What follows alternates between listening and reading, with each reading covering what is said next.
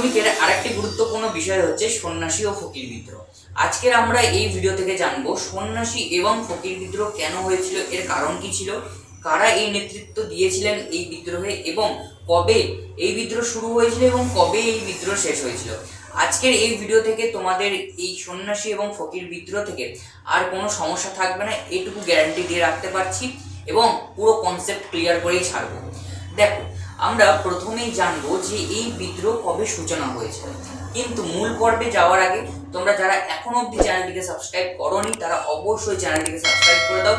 অবশ্যই প্রচুর শেয়ার চাই, এবং ভিডিওটা ভালো লাগলে অবশ্যই লাইক করে দিও। নিজেদের মূল্যবান মতামতটুকু কমেন্ট বক্সে এসে জানিও।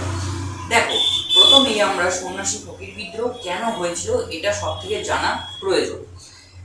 সন্ন্যাসী ফকির বিদ্রোহ 1763 খ্রিস্টাব্দে সংগঠিত হয়েছিল। কেন হয়েছিল, কি কারণে হয়েছিল, তার একটাই পয়েন্ট হয়েছে এই ঔপনিবেশিক সরকার বা ইংরেজ সরকারের অত্যাচার। দেখো, তোমাদের তৃতীয় অধ্যায়ের ওপর যেদিন লাইভ ক্লাস করেছিলাম, যতজন লাইভ ক্লাস করেছিলেন ততজন ভালোভাবে বুঝতে পেরেছো যে এই অধ্যায় থেকে যতগুলো আমাদের বিদ্রোহ করতে হবে সমস্তটা, বেশিরভাগ বিদ্রোহ একটাই মূল পয়েন্ট, সেটা হচ্ছে ঔপনিবেশিক সরকারের অত্যাচার, কোম্পানির অত্যাচার। তো এই বিদ্রোহরও কিন্তু এই একটি পয়েন্ট হবে যে অত্যাচার। কার অত্যাচার? কোম্পানির অত্যাচার। কিভাবে অত্যাচার, কি রকম অত্যাচার, সমস্তটাই আমরা জানবো আজকের এই ভিডিও থেকে। দেখো, সন্ন্যাসী এবং ফকিররা ছিল ধর্মীয় একটা গোষ্ঠী। তারা বিভিন্ন ধর্মীয় স্থানে যাতায়াত করত এবং সেখানে বিভিন্ন জায়গায় তারা ঘুরে বেড়াতো, ঠিক আছে, এবং সেখানে বসবাস করত। এই বসবাস করার ফলে বিভিন্ন জায়গায় তারা চাষবাস করত এবং আস্তে আস্তে তারা কৃষিজীবীতে পরিণত হলো। তারা চাষবাস করতো, আবার অন্য জায়গায় যাতায়াত করতো, ধর্মীয় স্থানে যাতায়াত করতো এবং আবার সেখানে চাষবাস করতো। এরকমভাবে তাদের জীবনযাপন চলতো। কিন্তু এই ঔপনিবেশিক সরকার অর্থাৎ এই ইংরেজ সরকার প্রতিষ্ঠিত হওয়ার পর থেকে তাদের ওপর অতিরিক্ত পরিমাণে রাজস্ব বৃদ্ধি হয়ে গেল, যেটা হচ্ছে অত্যাচারের একটা গুরুত্বপূর্ণ পয়েন্ট, রাজস্ব বৃদ্ধি। এই রাজস্ব বৃদ্ধি হওয়ার পর যখন সন্ন্যাসী এবং ফকিররা এই রাজস্ব ইংরেজকে দিতে পারছে না বা সরকারকে দিতে পারছে না, তখন জমিদার থেকে শুরু করে ইজারাদার পর্যন্ত সবাই তাদেরকে অত্যাচার করত বিভিন্নভাবে। মেন্টাল প্রেসার থেকে শুরু করে অর্থনৈতিক চাপ, বিভিন্ন রকম চাপ তাদেরকে দেওয়া হতো। এমনকি তারা যেখানে বসবাস করত সেই আশ্রয়টুকু তাদের কাছ থেকে ছিনিয়ে নেওয়া হতো, এবং জমি জায়গা তো ছিনিয়ে নেওয়া হতোই। এরপর আস্তে আস্তে যখন রাজস্ব বৃদ্ধি আরো উচ্চতর হারে রাজস্ব বৃদ্ধি হতে লাগলো, তখন তারা বিদ্রোহী হয়ে উঠলো, বিদ্রোহী রূপ ধারণ করলো। এরপর একটা সব থেকে গুরুত্বপূর্ণ কারণ হচ্ছে 1771 খ্রিস্টাব্দে, পুরোপুরি 1771 খ্রিস্টাব্দে প্রায় 150 জনের মতো ফকিরকে তারা হত্যা করেছিল, কোম্পানি হত্যা করেছিল।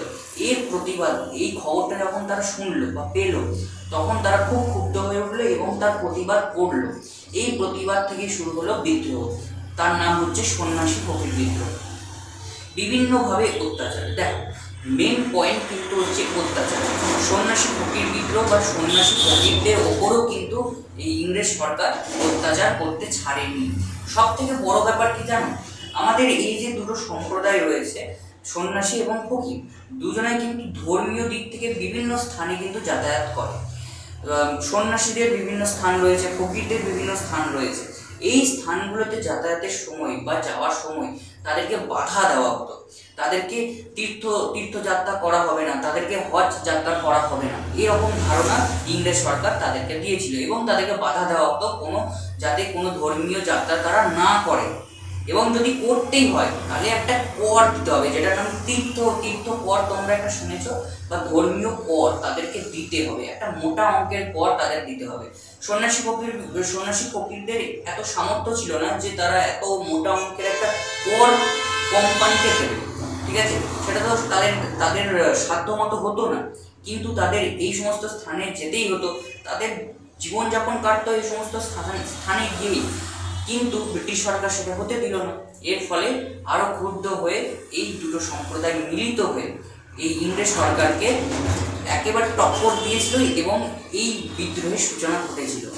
এবার আস্তে আস্তে দেখা যাচ্ছে বিভিন্নভাবে ইংরেজ সরকারের চণ্ড নীতি বা ইংরেজ সরকারের যে স্বৈরাচারী নীতি, এর ফলে কিন্তু এই সন্ন্যাসী এবং ফকির বিদ্রোহ আস্তে আস্তে দমিত হয়ে যাচ্ছে। 1780 খ্রিস্টাব্দে এই বিদ্রোহের পতন হয়েছিল বা এই বিদ্রোহ সমাপ্তি ঘটেছিল। কিভাবে সমাপ্তি ঘটেছিল? বিভিন্ন অত্যাচারের ফলে। স্বৈরাচারী এই সরকারের বিরুদ্ধে তারা লড়ে উঠতে পারেনি। শেষকালে 1780 খ্রিস্টাব্দে এই বিদ্রোহের পতন ঘটেছিল। ঠিক আছে, তো এই বিদ্রোহের নেতৃত্ব কারা দিয়েছিল একটু জেনে রাখা ভালো। দেখো, এই বিদ্রোহের নেতৃত্ব দিয়েছিল ভবানী পাঠক, দেবী চৌধুরানী এবং চিরাগ আলী, এবং বিভিন্ন আরো অনেক নাম রয়েছে, কিন্তু এই তিনটে নাম তোমরা একটু ভালোভাবে জেনে রাখবে, তাতে তোমাদের সব থেকে সুবিধা হবে। ঠিক আছে, ভবানী পাঠক, দেবী চৌধুরানী এবং চিরাগ আলী। এবার এই যে সন্ন্যাসী ফকির বিদ্রোহ হলো, এই বিদ্রোহের পরিপ্রেক্ষিতে ওয়ারেন হেস্টিংস কি মন্তব্য করেছিল জানো? ওয়ারেন হেস্টিংস একে পেশাদারী ডাকাতদের উপদ্রব বলে মন্তব্য করেছিলেন। যদিও এই বিদ্রোহ হওয়ার ফলে ব্রিটিশ সরকারের যে স্বৈরাচারী রূপ এবং চণ্ড নীতি দুটোই কিন্তু ধরা পড়েছিল। এর ফলে ভারতবাসী বুঝতে পেরেছিল যে ব্রিটিশ সরকারের আসল রূপ কি। এবং সব থেকে বড় ব্যাপার, এই বিদ্রোহ ছিল ভারতবাসীদের প্রথম প্রত্যাঘাত ঔপনিবেশিক সরকারের বিরুদ্ধে। তো দেখো, বোঝা গেল? আশা করছি বোঝা গেল। এইটুকু জিনিস তোমরা একটু মাথার মধ্যে দেখে রাখো যে সমস্ত অধ্যায়ে, এই তৃতীয় অধ্যায়ের যা যা বৃত্ত আমাদের পড়তে হবে, যা যা প্রতিরোধ আমাদের করতে হবে, তার অধিকাংশই 95% প্রশ্নের উত্তরই কিন্তু এই অত্যাচারের ওপর নির্ভর করছে। বিভিন্ন রকম অত্যাচার তোমাদের বুঝিয়ে দিয়েছি, তোমরা আশা করছি সেটা বুঝে গেছো। এই ভিডিওটা কেমন লাগলো সেটা অবশ্যই কমেন্ট বক্সে এসে জানিও, এবং পরবর্তী ভিডিও তোমাদের আরও ইন্টারেস্টিং আনবো, তার জন্য অবশ্যই চ্যানেলটিকে সাবস্ক্রাইব করে দিও।